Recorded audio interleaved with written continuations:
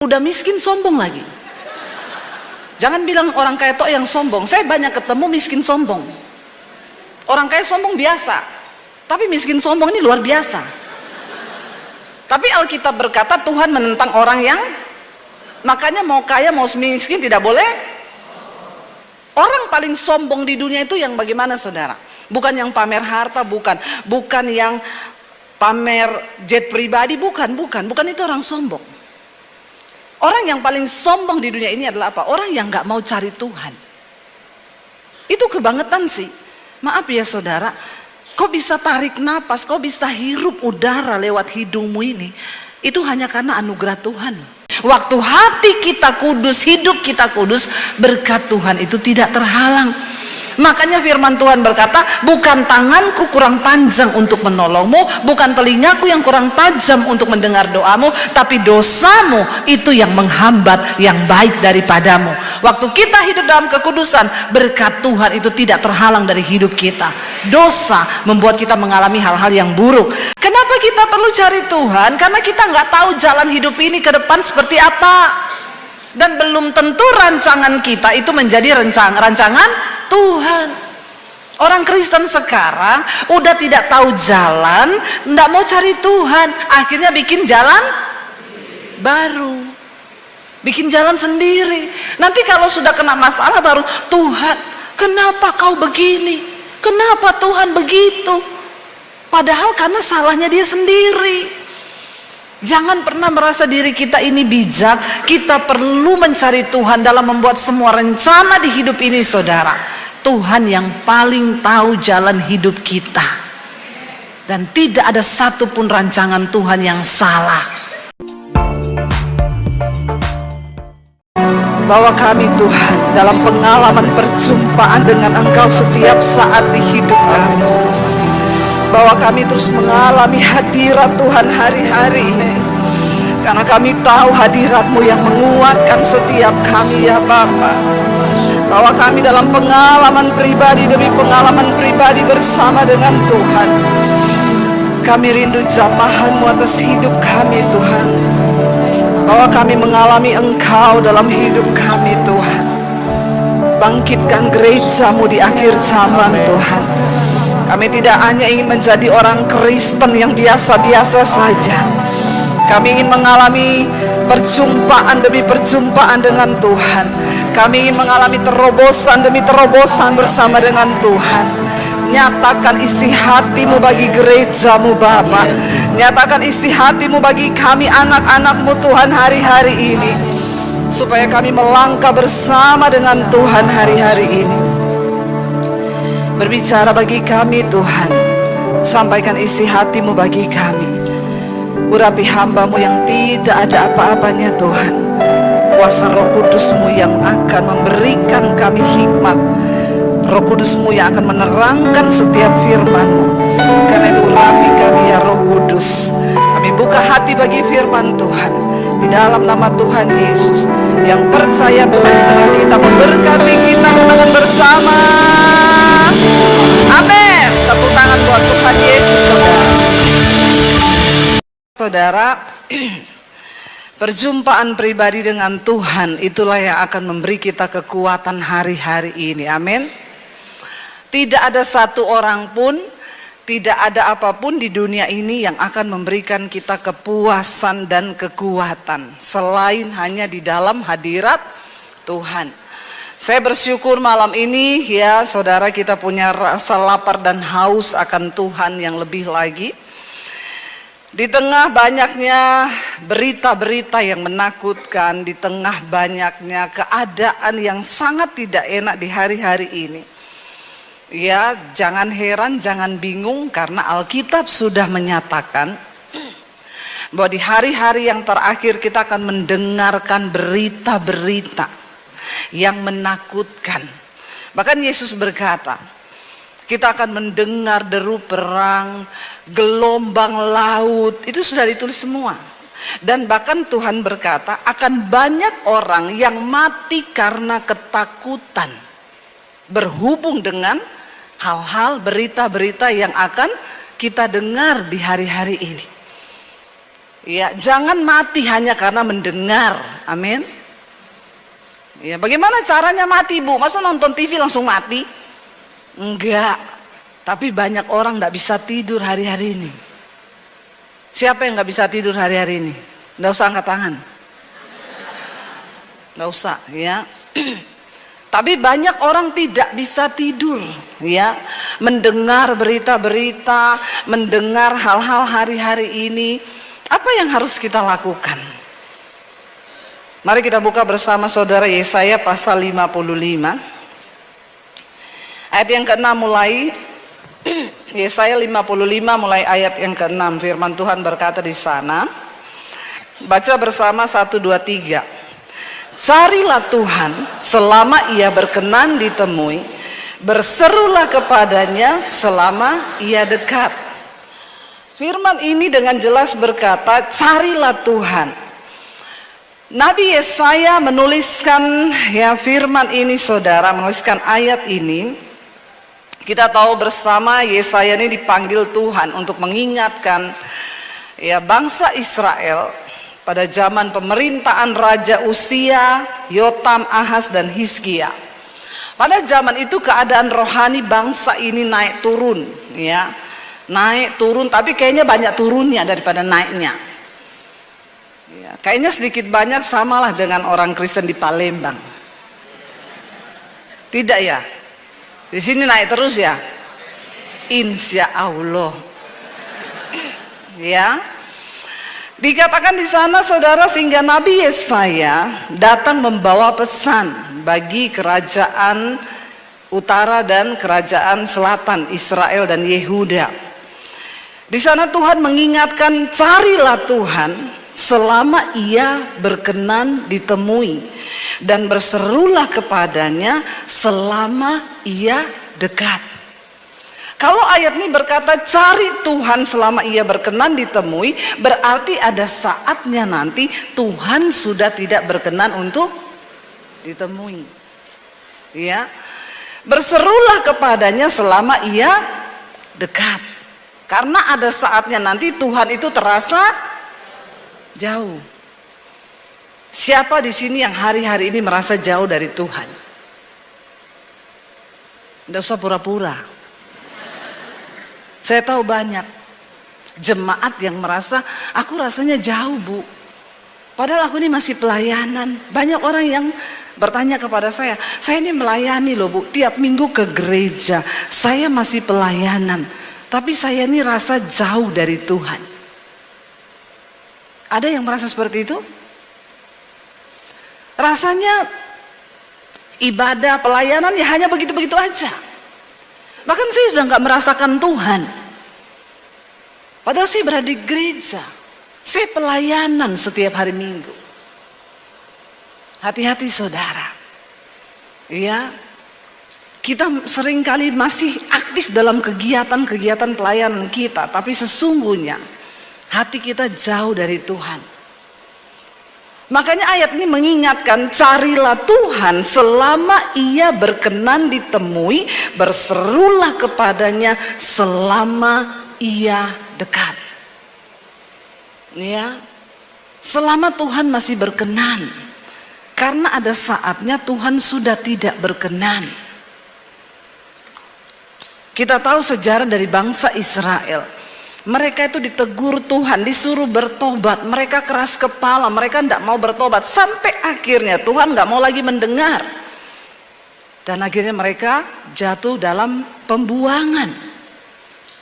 Seringkali manusia itu ketika mereka hidupnya baik-baik aja, keuangannya baik, keluarganya baik, semuanya baik, ya, aman, mereka lupa diri. Orang-orang di Jakarta, di Palembang tidak. Insya Allah. Ya. Banyak orang ketika semua baik-baik saja, mereka itu merasa ya udah saya baik-baik aja. Buktinya saya enggak usah hidup kudus-kudus banget. Bahkan banyak yang berkata, ya saya aja sekarang ini berdosa loh. Tapi buktinya usahaku lancar-lancar aja. Keadaanku baik-baik aja, saya tidak mengalami hal-hal yang kelihatannya buruk. Ya, tidak ada satupun di dunia ini yang bisa membawa kita kepada kebahagiaan selain kita ini hidup dekat dengan Tuhan. Saya ini ketemu dengan banyak orang kaya, kaya raya ya. Tapi orang-orang kaya yang tidak takut Tuhan, mereka sampai di satu titik yang berkata begini, Bu, ternyata kekayaan tuh nggak memberi kebahagiaan. Pak Beni gini-gini karena Pak Beni kaya. Yang lain nggak gini-gini loh Pak, karena belum.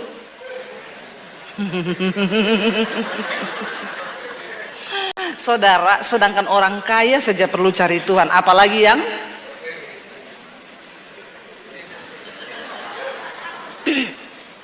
orang kaya aja perlu Tuhan, apalagi orang yang. Tapi banyak orang sombong, ya, udah miskin sombong lagi. Jangan bilang orang kaya tok yang sombong. Saya banyak ketemu miskin sombong. Orang kaya sombong biasa, tapi miskin sombong ini luar biasa. Tapi Alkitab berkata Tuhan menentang orang yang, makanya mau kaya mau miskin tidak boleh. Orang paling sombong di dunia itu yang bagaimana saudara? Bukan yang pamer harta, bukan yang pamer jet pribadi, bukan itu orang sombong. Orang yang paling sombong di dunia ini adalah apa? Orang yang nggak mau cari Tuhan. Itu kebangetan sih. Maaf ya saudara, kau bisa tarik napas, kau bisa hirup udara lewat hidungmu ini, itu hanya karena anugerah Tuhan. Amin. Ya kita ini, aduh coba Tuhan tutup satu lubang hidungmu aja, satu aja ditutup, setengah mati enggak? Setengah mati loh saudara. Coba semua tutup satu lubang hidung. Napas, susah enggak? Saya kadang bingung dengan orang-orang berdosa yang nggak mau cari Tuhan, ya, nggak mau cari Tuhan. Kalau dibilang, saya dulu pernah waktu di Jakarta naik Grab pelayanan, lalu sopir Grabnya bilang gini, Ibu, dia dari Jakarta Selatan. Ibu mau ke gereja pagi-pagi jam 6 di Jakarta Pusat. Dia bilang, jauh banget sih, ngapain ibu ke gereja jauh banget? Saya ini pendeta, saya diundang khotbah. Oh, ibu pendeta tuh, sama dong, saya juga Kristen. Ini hari Minggu, masnya nggak ke gereja? Oh, saya nggak pernah ke gereja bu. Oh, masnya nggak pernah ke gereja? Terus dia balik tanya sama saya, emang ke gereja ngapain bu?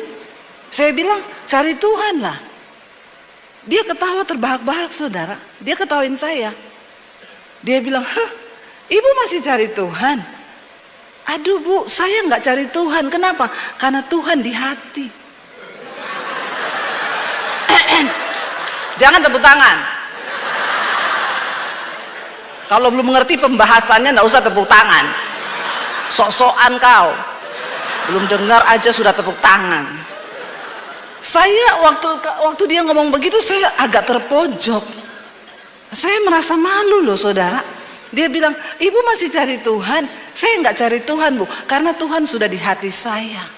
Saya terpojok saudara. Tapi saya pikir-pikir, masa pendeta kalah ya? Nggak boleh kalah ini. Lalu saya berpikir, ini yang gila dia atau saya ya? Loh kalau mau dipikir benar nggak saudara? Makanya bu saya nggak pernah ke gereja. Kenapa cari-cari Tuhan? Orang Tuhan di hati.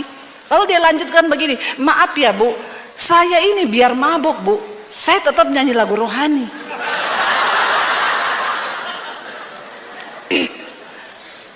Saya keselak lagi saudara, karena saya pikir nih orang kok begini banget ya. Iya bu, saya biar mabok, saya nyetir mobil loh. Tapi sambil saya putar lagu rohani, saya tidak celaka loh bu. Itu tanda bahwa Tuhan itu di hati saya. Saya diam 1000 bahasa. Saya nggak tahu mau ngomong apa, tiba-tiba Roh Kudus memberi hikmat. Saya bilang gini, oh jadi masnya nggak ke gereja, nggak cari Tuhan karena masnya tahu bahwa Tuhan di hatimu. Iya. Pertanyaan saya, Mas, apakah kau ada di hati Tuhan? Dia terpojok 1000 bahasa dan dia menjawab saya begini, nah kalau itu saya enggak tahu ibu. Kena skakmat lu. Terlalu banyak orang Kristen yang percaya diri merasa bahwa Tuhan itu di hati. Pertanyaan saya, apakah kau ada di hati Tuhan? Banyak orang ngaku-ngaku. Bahkan Yesus berkata di hari-hari yang terakhir banyak orang datang mengaku, aku melakukan mujizat demi namamu. Aku usir setan demi namamu. Aku bangkitkan orang mati demi namamu. Orang lumpuh berjalan, orang buta melihat demi namamu. Tuhan bilang, enyah engkau daripadaku, karena aku tidak mengenal engkau, pembuat kejahatan. Amin. Yang begini-begini ini, yang walaupun mabok nyanyi lagu rohani. Saudara, kenapa kita perlu mencari Tuhan? Ya, carilah Tuhan selama Ia berkenan ditemui, berserulah kepadanya selama Ia dekat. Makanya saya selalu mengajarkan, tidak usah cari-cari pendeta. Amin. Karena tidak ada pendeta hebat di dunia ini. Nggak ada. Yang ada tuh Tuhan yang dengan imanmu yang hebat. Semua kita punya akses bisa datang secara pribadi kepada Tuhan. Nggak usah cari-cari pendeta. Karena nggak ada pendeta sakti. Yang ada tuh Tuhan yang luar biasa. Nggak usah, saudara. Iya. Makanya saya adalah salah satu pendeta yang tidak mau mendoa-doakan orang. Maaf ya, maaf. Tapi ini tidak boleh ditiru sama gembala. Pak Sabta jangan tiru, ini adegan berbahaya. Ini hanya dilakukan oleh para ahli saja. Ya. Soalnya kalau Bapak Sabta ini kan gembala, nanti jemaatnya datang, Pak doakan. Tidak usah doa-doakan, pulang, cari Tuhan sendiri. Wah, kepahitan jemaat. Apalagi model-model jemaat kayak sekarang ini, apa-apa dikit tersinggung, apa dikit kepahitan, apa dikit pendeta aja nggak senyum. Itu Pak Sabta saya lewat nggak disenyumi. Padahal Pak Sabtanya juga lagi ada pergumulan. Emang cuma saudara yang ada pergumulan? Pendeta juga punya rasa, punya hati. Jangan samakan dengan pisau belati. Ngerti enggak? Apa dikit pengerja nggak senyum, nggak disalami, kepahitan. Jangan ya saudara, jangan ya nak ya. Jangan. Ya, jadi jemaat itu yang imannya tuh tangguh. Pengerja nggak senyum, penggembala nggak senyum. Ya kita kan nggak tahu dia punya pergumulan apa. Siapa tahu besok jatuh tempo. Ya tak? Ya, jadi tidak usah cepat-cepat menghakimi. Mari kita ini menguatkan hati sendiri. Karena orang yang masuk surga itu bukan jemaat-jemaat yang kelas-kelas ngambek, merajuk, pindah gereja, kepahitan. Ya. Kalau ada orang datang sama saya, Bu, doakan, doa sendiri, ya, cari Tuhan. Amin. Itu pendeta ini mau loh doain pendeta sana, mau doain. Kok ibu nggak mau mendoakan? Kau pindah sama pendeta sana. Nggak usah datang ke saya. Karena jemaat ini kadang juga aneh-aneh, ya. Apa-apa minta didoakan, apa-apa minta didoakan. Masalahnya juga cuma tak putar di situ terus. Konselingnya, masalahnya sama terus. Ada jemaat bolak-balik konseling, saudara. Ya, semua pendeta yang datang dia konseling terus. 10 pendeta datang, 10 dia konseling. 10 tahun begitu terus, hidupnya nggak berubah-berubah. Ada bapak-bapak datang sama saya, Bu, istri saya lari tinggalin saya. Kenapa? Enggak tahu kenapa, pasti bapak ini ada salah. Bapak bikin salah apa? Ya enggak ada salah apa-apa. Bapak selingkuh? Tidak. Bapak kasar? Tidak. Nah, pertanyaan saya, bapak pelit enggak? Iya sih. Nah itu. Saya sudah 2 bulan tidak ngasih gaji ke istri. Sudah bagus istri, hanya tinggalkan kau Pak, dia nggak kasih sianida. Bertobat bapak-bapak, amin. Terus kayak gini datang minta didoakan, Bu Debi doakan dong supaya istri saya balik. Ya saya tidak bisa berdoa. Bapak telepon istrimu, kasih dia duit. Amin bapak-bapak. Tolong yang rela aminnya. Jangan ibu-ibu yang amin kenceng. Kadang masalah uang ini bikin masalah juga dalam rumah tangga, benar nggak? Iya, hati-hati loh. Nanti persoalannya itu cuma bolak-balik di situ. Sebenarnya dia tahu jawabannya. Nanti kayak gitu konseling lagi sama pendeta. Bagaimana kita ini mau berlari? Ya, kita cuma jadi orang Kristen yang terputar di situ terus. Datang lagi, Bu, saya mau konseling. Kenapa? Saya kepahitan sama mertuaku. Urusannya kalau nggak kepahitan, tersinggung, kepahitan, selingkuh, apalagi masalah selingkuh ini. Ya, aduh saudara, saya itu pusing lihat orang Kristen hari-hari ini. Persoalannya itu terus. Belum pernah ada orang Kristen yang datang, Bu, saya mau konseling. Kenapa? Saya mau dibunuh, Bu. Kenapa? Karena saya tidak terima Tuhan Yesus, saya mau dibunuh. Belum ada. Ya adanya itu, Bu. Kenapa? Dikejar pinjol. Banyak ini. Heran saudara. Persoalannya itu cuma muter di situ terus. Saya aja pusing dengar jemaat kayak begini, apalagi malaikat. Jangan cuma tertawa, kau bertobat ya. Amin. Karena untuk mempersiapkan diri menjadi mempelai Kristus, kita nggak bisa cuma yang terputar-putar di situ terus. Masalahnya itu terus. Ya kepahitan sama mertua, kepahitan sama menantu, kepahitan sama ini. Aduh please deh. Ya. Kita bisa bertumbuh ke arah yang lebih baik ketika kita ini bergaul dengan firman. Jangan bilang enggak bisa, bilang bisa. Bisa Yura. Aku bisa. Amin. Kalau ada firman di dalam hati. Ya, tapi kalau kita memang mau cuek ya terserah. Saudara, ayat ini berkata, carilah Tuhan selama ia berkenan untuk ditemui dan berserulah kepadanya selama ia dekat. Baiklah, ayat berikutnya 7 berkata, baca bersama dengan suara yang keras. Baiklah orang fasik meninggalkan jalannya dan orang jahat meninggalkan rancangannya. Baiklah ia kembali kepada Tuhan, maka dia akan mengasihaninya, dan kepada Allah kita, sebab ia memberi pengampunan dengan limpahnya. Katakan,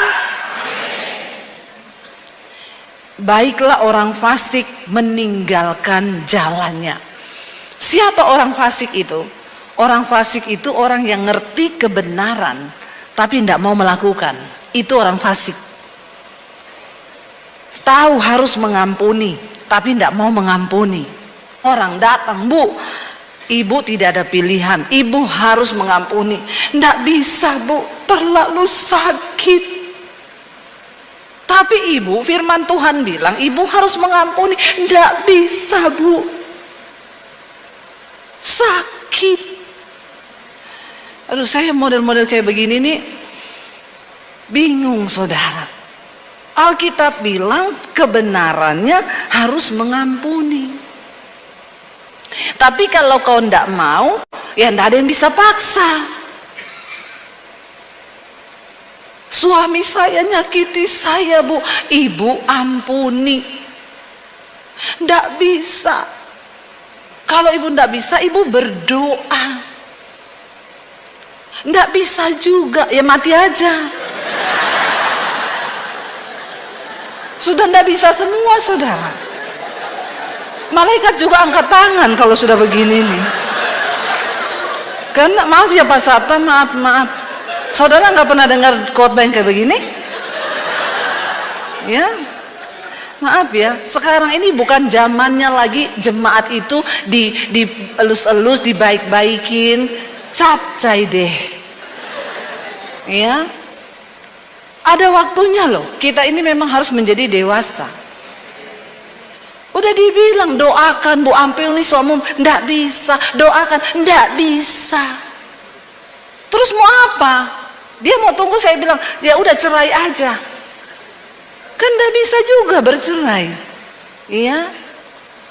Ibu sih, ibu ndak tahu suami saya, ibu ndak rasa suami saya. Saya ndak mau rasain suamimu, Bu. Ndak, kagak. Saya punya suami sendiri. Ngapain saya rasain suamimu? Yaitu nasibmu. Siapa suruh kau nikah sama dia? Hello. Ini jemaat itu begitu. Kenapa kita perlu mencari Tuhan? Karena ada banyak hal di hidup ini yang kita nggak tahu. Makanya kita perlu cari Tuhan supaya kita ngerti jalan hidup ini.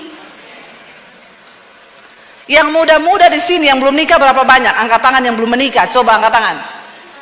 Nggak usah malu. Angkat tangan. Biar sudah berumur, angkat tangan saja. Supaya kita sama-sama mendoakan. Siapa tahu kan dapat jodoh toh. Di bawah 30 tahun jodoh di tangan Tuhan. Di atas 30 tahun Tuhan lepas tangan loh. Kagak. Ya, Tuhan tetap turun tangan. Tapi agak berat sih memang. Harus dengan doa dan puasa. Ya enggak apa-apa tuh. Mending lama menikah daripada terburu-buru terus salah. Ya enggak? Mending lama menjomblo daripada cepet-cepet tapi jadi janda. Sekarang kan banyak begitu. Ya nggak apa-apa, ya nggak apa-apa. Dibilang belum menikah, kamu belum nikah? Belum, nggak apa-apa. Lebih baik lama berdoa, tanya Tuhan. Amin. Tanya Tuhan, ya jodohku ini yang mana Tuhan? Cari Tuhan. Anak-anak muda, kalau kau sudah mulai umur kepala 20, tolong cari Tuhan lebih dekat lagi. Nggak usah kau sibuk cari pacar. Nggak usah kau sibuk cari-cari jodohmu, nggak usah. Tulang rusuk itu cuma satu.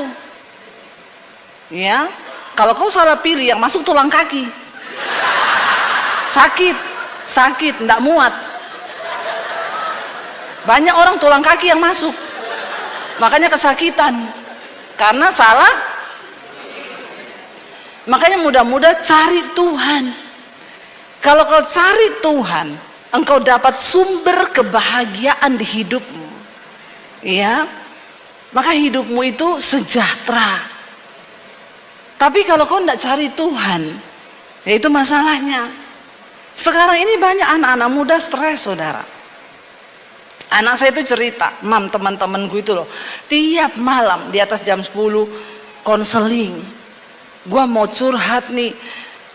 Kata psikolog gua nih sakit jiwa sudah stadium akhir. Anak-anak muda ini umur 20-an loh. Mereka sudah jadi langganannya psikiater. Ngeri loh saudara. Saya bilang sama anak saya, ya ampun, itu teman-temanmu belum pada menikah loh. Kenapa sudah sakit jiwa? Sakit jiwa saudara. Langganan psikiater, minum obat tidur. Saya bilang sama anak saya, kamu bilang suruh cari Tuhan, Dek. Anak saya bilang, ya lu cari Tuhan lah. Dengar lagu rohani, dengerin khotbah. Jawabannya apa? Kayaknya kalau kayak gini Tuhan nggak bisa tolong deh. Bayangkan loh saudara. Dia bilang, Tuhan, ini anaknya orang-orang Kristen. Mereka ini pelayanan di gereja. Anak-anak muda. Makanya gereja, bapak-bapak gembala yang hadir, perhatikan anak-anak muda. Seringkali mereka di gereja itu cuma asik lompat-lompat toh, tapi jiwanya itu remuk semua, sakit jiwa semua. Ya, tanpa disadari saudara. Ya, orang lihat mereka baik-baik saja. Saya bilang sama anak saya, suruh dia cari Tuhan. Jawabannya apa? Kayaknya Tuhan gak sanggup tolong deh masalah gua, karena menurut psikolog gua udah stadium 4.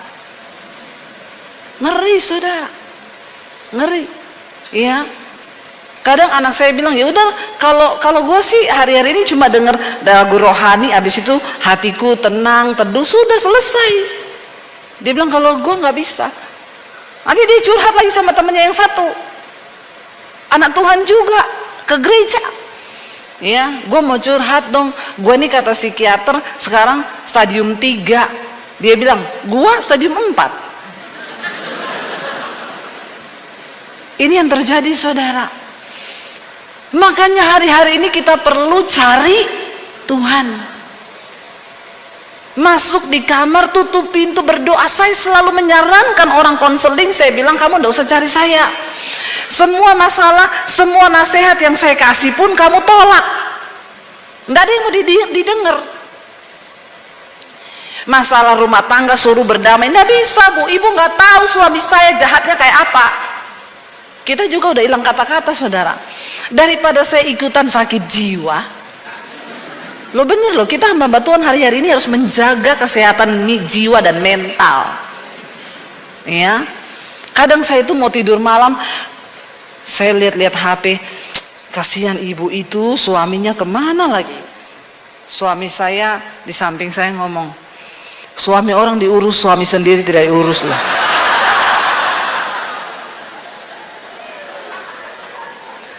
Kadang kalau saya lagi balas-balas konseling saudara, ya tiba-tiba ada SMS masuk, ting, saya lihat suami saya, dia bilang, Bu Debbie, saya boleh konseling dah. Saya jawab, ada masalah apa ya Pak? Istri saya cuekin saya Bu. Saya jawab, mungkin kurang dikasih duit Pak. Ya. Jadi saya sekarang tidak mau sakit jiwa saudara, mikirin urusannya jemaat yang tidak mau nurut sama firman. Persoalannya cuma satu kok, tidak mau cari Tuhan, tidak mau dekat dengan Tuhan, nggak mau nurut sama firman, itu tak til, nggak ada yang lain. Sebenarnya kalau kita ini mau cari Tuhan, orang tua nasihati anakmu bilang cari Tuhan. Karena dia masih berkenan untuk ditemui. Karena saya mengalami saudara, saya ini dulu ya mau bunuh diri waktu saya lulus SMA.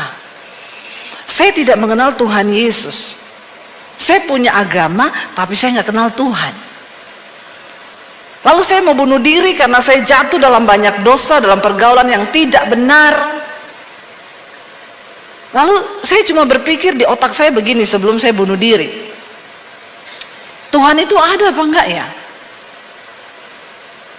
Lalu saya mulai berpikir, enggak mungkin Tuhan enggak ada loh. Lah ya, kalau Tuhan enggak ada, yang ciptakan saya ini siapa? Terus yang ciptakan tata surya ini, ya langit, bumi, matahari, Mars, semua planet-planet itu siapa yang ciptakan? Masa bumi ini berputar terus ya? Terus nggak ada yang ciptakan, tuh nggak mungkin. Tidak ada yang mengatur dunia dan alam semesta ini, tuh nggak mungkin. Kita saja manusia diciptakan, mata sama-sama 2, hidung 1, mulut 1, kuping 2, tapi muka kita nggak ada yang sama loh. Ada yang sama muka kita? Nggak ada kan? Nggak ada yang sama kan? Itu kan bukti kemahakuasaan Tuhan. Kalau kita belajar soal ilmu pengetahuan, bagaimana DNA manusia itu begitu luar biasa, semua berbeda, itu kan ajaib Tuhan. Makanya orang yang paling bodoh di dunia ini bukan orang yang nggak sekolah. Orang yang paling bodoh di dunia ini orang yang tidak percaya ada Tuhan. Udah itu orang paling bodoh saudara. Lalu pertanyaan saya yang kedua begini, kalau Tuhan itu ada, siapa dia ya? Dengan ketidakmengertian saya, saudara, saya waktu itu udah nekat mau bunuh diri. Saya udah tulis surat buat orang tua saya. Tapi pertanyaan itu muncul, siapa Tuhan itu? Lalu saya begini, Tuhan, sebelum saya mati, saya pengen ketemu Engkau yang menciptakan saya itu. Saya nggak peduli siapa namamu, dan aku nggak peduli tentang agama sekarang. Aku pengen ketemu dengan penciptaku. Siapapun Engkau, tunjukkan dirimu kepada saya. Saudara, ketika engkau mulai punya satu kerinduan untuk mencari Tuhan, imanmu mungkin hanya sebiji sesawi, tapi iman itu akan menjadi sesuatu yang luar biasa. Diawali dengan pertanyaan dalam hati, siapa Tuhan itu? Saya menangis di kamar saya. Tadinya menangis karena iba diri. Tidak ada orang yang sayang sama saya. Dari kecil saya ini dipukulin sama papi saya. Orang tua saya tidak sayang saya. Iblis bilang, memang gak ada yang sayang kamu. Hidupmu sudah hancur, kau hidup dalam dosa. Kau sudah jatuh, gak ada harapan. Mending mati aja kau. Ya, saya nyanyi, aku terjatuh dan tak bisa bangkit lagi. Aku tenggelam dalam lautan luka dalam. Tenggelam, lautan, luka dalam, jatuh. Luka jangan dalam-dalam, infeksi. Ya, jangan kepahitan, saudara. Ya, itu dulu saya nyanyikan. Aku tersesat dan tak tahu arah jalan pulang. Pakai Google Map. Kalau kau tidak tahu arah, pakai Google Map. Belok kanan 500 meter, belok kiri. Di depan ada polisi, putar balik. Iya toh? Iya. Saya itu dulu, lagu saya itu. Ya, jatuh, aku terjebak dalam lautan luka dalam, tersesat. Bayangkan, saudara bisa bayangkan. Saya mengalami itu, makanya saya mengerti banget anak-anak muda sekarang yang mereka itu sakit jiwa. Saya mengalami itu. Karena mereka melihat di rumah orang tuanya berantem, orang tuanya ribut, tidak ada kedamaian dalam rumah, tidak ada Tuhan di dalam rumah. Mereka mencari pelampiasan, mereka melakukan dosa, mereka melakukan hubungan seks di luar. Akhirnya dosa itu menuduh mereka, setan datang mengintimidasi mereka. Dan mereka jiwanya itu tertekan, saudara. Dan tidak ada sesuatu yang lain yang bisa mengisi kekosongan jiwa manusia. Kenapa? Karena jiwa itu tidak terbatas. Jiwa manusia ini nggak terbatas. Saudara sekarang gaji 1 juta. Saudara puas? Gaji 1 juta, saudara puas enggak? Nggak usah pura-pura dengan muka yang lugu seperti itu. Bilang saja kalau tidak puas, tidak, yang kenceng. Akhirnya ngaku juga. Gaji 2 juta puas? 3 juta puas? 4 juta puas? 5 juta puas? 6 juta puas? Rakus memang ya. Nggak ada puas-puasnya. Tapi itulah jiwa. Ya, waktu nggak punya motor kita bilang, enak ya kalau naik motor daripada jalan kaki begini, jalan kaki terus dikasih motor, pengen? Roda 2 pengen? Roda 3 dulu dong. Jangan langsung lompat roda 4. Tak kabur saudara, roda 3 dulu, bemo. Ya, itulah manusia kan, nggak ada puasnya.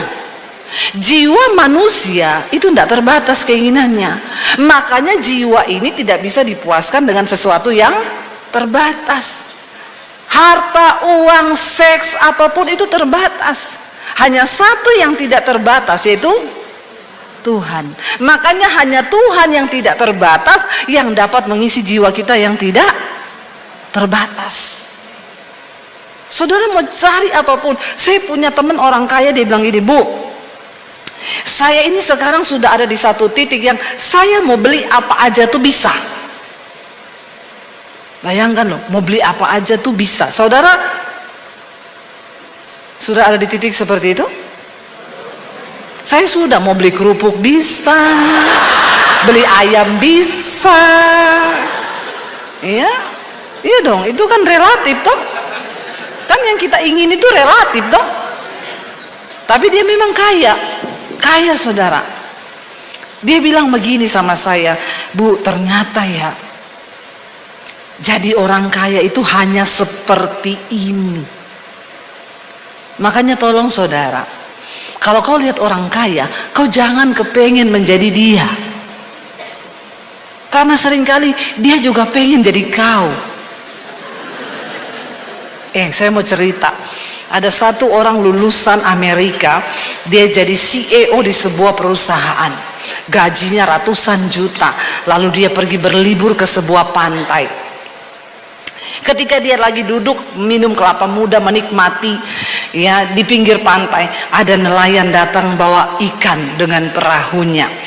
Lalu dia tanya sama nelayan itu, kau dapat ikan segini ini cukup untuk hidupmu? Cukup. Berapa jam yang kau butuhkan untuk menangkap ikan seperahu ini? 5 jam. Lalu dia bilang, ini sini saya ajarkan kamu ya supaya kamu bahagia. Mulai besok coba kamu praktekkan. Biasanya kamu turun 5 jam, sekarang kamu tambah 10 jam. Terus nanti kalau sudah 10 jam, penghasilanmu 2 kali lipat, perahumu jadi 2. Kau pekerjakan orang, jangan 10 jam, kau melaut 15 jam. Terus nanti kau punya kapal. Jadi kapal 1, lalu kapal 2, kapal 3. Setelah kau sudah banyak kapalmu, kau bikin perusahaan. Lalu kau tinggal sahamkan.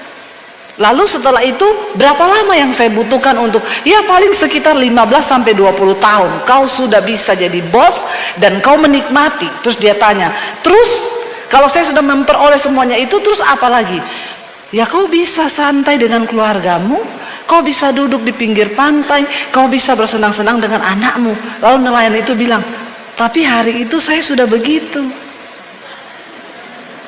Saya ini melaut cuma 5 jam. Kau tahu saya pulang ini untuk apa? Saya makan dengan keluarga saya, lalu saya antar anak saya ke sekolah, saya jemput dia pulang sekolah, kami duduk di pinggir pantai sambil minum kelapa muda seperti kau. Lalu CEO-nya itu mendadak jadi bodoh. Dia bilang begini, iya juga ya. Jadi siapa yang bodoh ya kita berdua ini? Loh saudara, hidup ini kan bukan soal kaya, tapi seberapa besar kau menikmati dan mensyukuri. Itu kan lebih dari pemenang. Amin. Jangan suka iri lihat orang kaya saudara, karena belum tentu orang kaya itu sebahagia hidupmu. Saya tuh kalau ketemu orang kaya di Jakarta susah saudara. Mereka saja kalau tersenyum gini, bibirnya keangkat separuh tuh, gitu mirip teman saya, kalau tersenyum cuma bibir separuh. Ya, saya sampai bingung loh. Kadang saya tanya sama teman saya, kenapa ya orang kaya kalau tersenyum begitu? Jaim Bu, dia takut nanti wibawanya jatuh. Kalau kita kan ketawa-ketawa aja ya, wibawa jatuh tinggal pungut lagi tuh. Rempong amat sih lu, susah banget sih hidupmu. Ngapain coba? Ya. Makanya sekarang itu soalnya Indonesia ini juga agak-agak ya. Ada videonya 9 naga itu tersebar di sosial media. Mereka main golf sambil ketawa. Di komen, ini ketawa sultan. Kalau ketawa seperti saudara-saudara ini ketawa sales. Nah ini.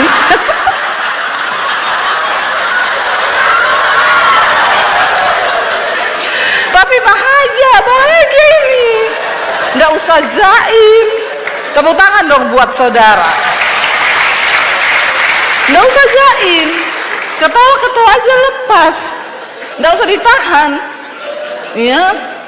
Ketawa 9 naga. Ya, itu ketawa 9 naga.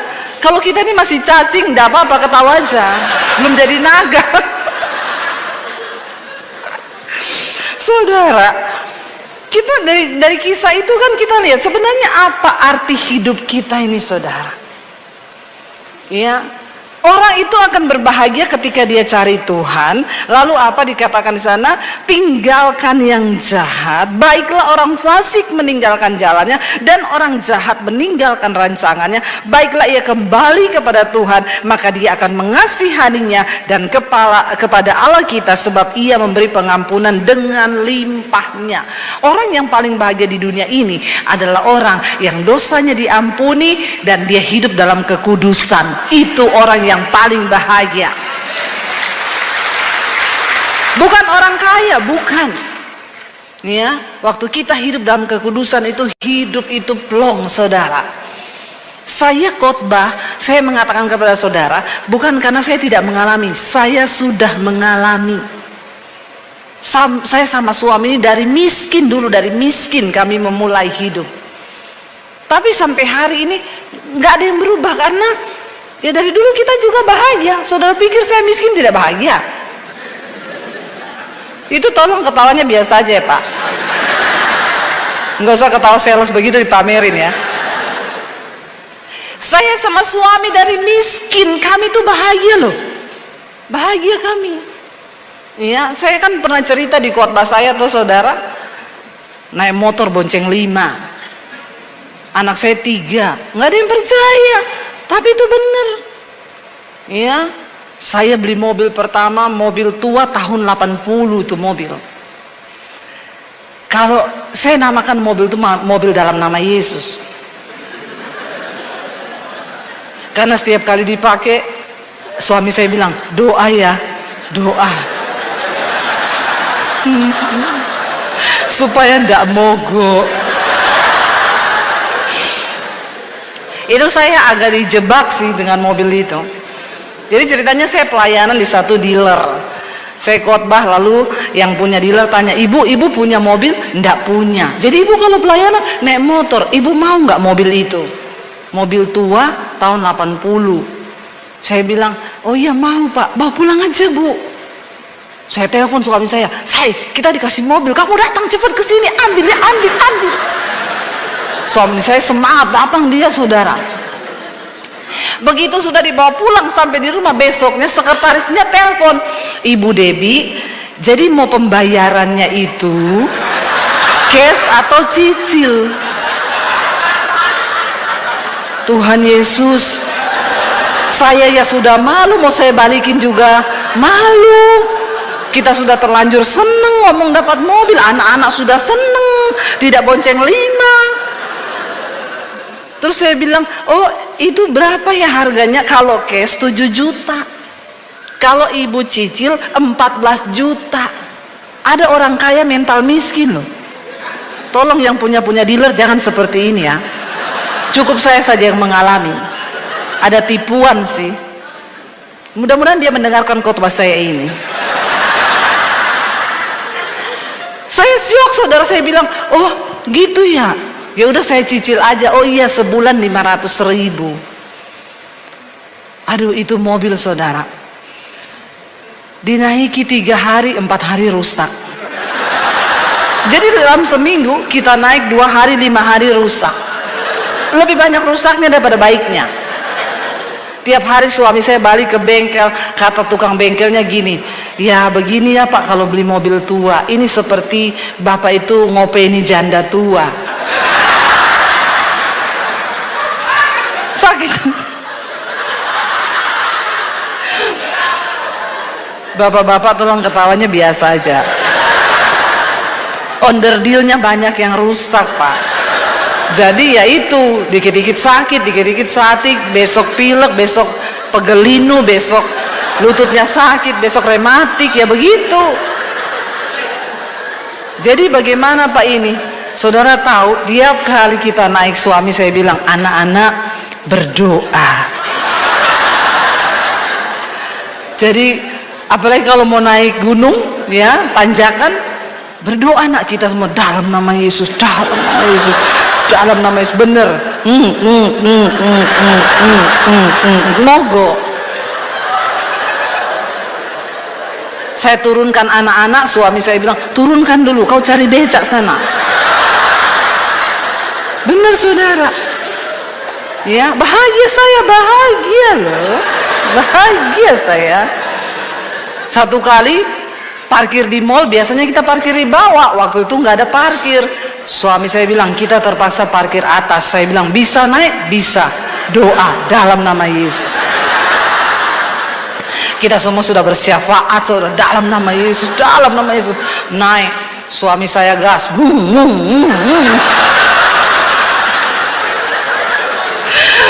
Dia gas, saudara. Ya, saya bilang, gas, gas, Paul, gas. Orang dua baku gas. Suami saya gas. Tiba-tiba di tengah, apa ini? Oh Tuhan Yesus tolong. Saya pikir apa saudara? Dia berhenti, knalpot jatuh. Oh Tuhan. Jangan tepuk tangan, please, jangan tepuk tangan. Berdosa kau, berdosa. Saya bilang begini, saya naik terus saya, karena takut ada mobil dari bawah. Terus aku yang angkat knalpotnya, naik kau, naik. Makanya yang muda-muda di sini, kau kalau mau cari istri, cari yang seperti saya. Ya. Bisa masak, angkat galon bisa, ganti gas bisa, kesetrum nggak mati lagi. Itu saya, ini saya. Angkat knalpot bisa, berat loh, panas lagi. Tapi karena takut ada mobil dari bawah, keadaan memang memaksa. Tapi saudara pikir saya tidak bahagia? Saya bahagia. Bahagia sekali saya. Bahagia ya nak ya. Bahagia. Itu menjadi pengalaman yang sekarang saya cerita, saudara terhibur toh? Terhibur dengan penderitaan saya kan? Bahagia kau, bahagia. Tapi biar saya saja yang merasakan itu. Ya. Bayangkan saudara, akhirnya sama suami diperbaikilah mobil itu. Jadi ternyata sejarah mobil itu mobil tarikan. Karena orangnya tidak bisa bayar. Memang ada kutuk di mobil itu. Dan Tuhan tidak izinkan memang kami pakai. Akhirnya suami saya konsultasi sama tukang bengkel, dia bilang gini aja mas, turun mesin semua, ganti mesin, nanti saya ganti. Oke, kita bayar saudara, lebih mahal daripada harga mobilnya. Setelah jadi semuanya, kita cat supaya kutuk dihilangkan toh. Sudah bagus mobil, mesin baru, cat baru. Kita tinggal pelayanan ke Surabaya, Solo hujan, banjir. Mobilnya kerendam. Saya bilang sama suami, memang kutuk ini tidak bisa diputuskan. Jadi mending di mobil buang saja daripada bawa sial dalam hidup kita di mobil. Tapi apakah saya tidak bahagia? Saya bahagia. Bahagia sekali saya. Ya, kenapa saudara? Karena saya tahu ya itu bagian dari cerita hidup kita. Tapi bersama Tuhan saya lewati dengan suami masa-masa sulit. Kami bahagia karena kami berjalan di dalam firman Tuhan. Itu kebahagiaan kita. Makanya ayat ini berkata, meninggalkan jalannya orang jahat, meninggalkan rancangannya. Jangan ada rancangan jahat di hatimu. Walaupun itu baru rancangan loh. Iparmu bikin jahat terus gini. Saya doakan memang dia ini. Orang di Palembang banyak begini nih. Lihat saja nanti ya. Saya tidak bisa balas, tapi kalau Tuhan yang balas. Jangan ada rancangan jahat. Jangan. Sedikit pun jangan. Kenapa saudara? Karena Tuhan itu melihat hati. Waktu hati kita kudus, hidup kita kudus, berkat Tuhan itu tidak terhalang. Makanya firman Tuhan berkata, bukan tanganku kurang panjang untuk menolongmu, bukan telingaku yang kurang tajam untuk mendengar doamu, tapi dosamu itu yang menghambat yang baik daripadamu. Waktu kita hidup dalam kekudusan, berkat Tuhan itu tidak terhalang dari hidup kita. Dosa membuat kita mengalami hal-hal yang buruk. Lalu dikatakan saudara ayat yang berikutnya, kenapa kita harus mencari Tuhan? Baca ayat yang selanjutnya, sebab rancanganku bukanlah rancanganmu dan jalanmu bukanlah jalanku, demikian firman Tuhan.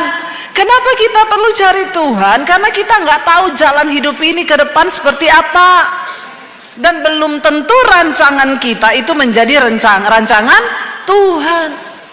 Orang Kristen sekarang udah tidak tahu jalan, nggak mau cari Tuhan, akhirnya bikin jalan baru, bikin jalan sendiri.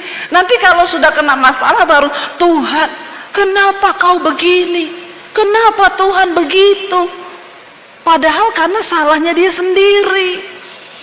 Jangan pernah merasa diri kita ini bijak. Kita perlu mencari Tuhan dalam membuat semua rencana di hidup ini, saudara.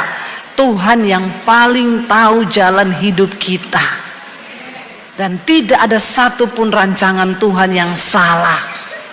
Tapi kalau engkau sudah terlanjur membuat kesalahan hari ini, bertobatlah dan kembalilah kepada Tuhan, maka Dia akan sanggup memulihkan keadaan kita, saudara.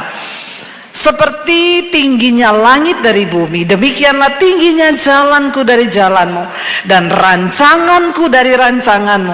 Sebab seperti hujan dan salju turun dari langit dan tidak kembali ke situ, melainkan mengairi bumi, membuatnya subur dan menumbuhkan tumbuh-tumbuhan, memberikan benih kepada penabur dan roti kepada orang yang mau makan. Demikianlah apa? Firmanku yang keluar dari mulutku, ia tidak akan kembali kepadaku dengan sia-sia, tetapi ia akan melaksanakan apa yang ku kehendaki dan berhasil dalam apa yang kusuruhkan kepadanya. Firman Tuhan itu berkuasa. Karena itu perkatakan firman. Waktu kita takut, perkatakan firman. Waktu kita menghadapi kekhawatiran, perkatakan firman.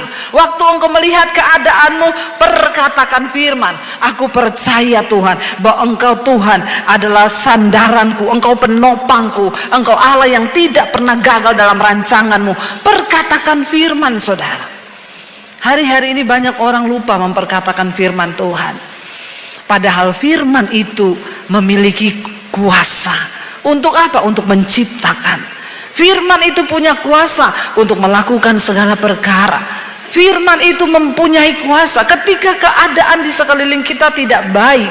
Seringkali jangan terburu-buru berdoa supaya keadaanmu jadi baik, tapi berdoalah supaya hatimu tenang dan hatimu damai sejahtera. Waktu engkau memperkatakan firman, maka hidup kita kuat, iman kita kuat. Dan saya percaya saudara, cuma firman Tuhan yang memiliki kuasa dalam hidup kita untuk membawa kita hari-hari ini semakin luar biasa di dalam Tuhan. Malam ini Pak Victor juga akan menyampaikan pesan Tuhan bagi setiap kita. Jadi saya akan mengakhiri, saudara. Mari, jangan cari sesuatu yang lain. Keadaan boleh bergoncang, keadaan boleh berubah, berita-berita boleh menakutkan, ke depan akan seperti apa, itu memang semua harus terjadi.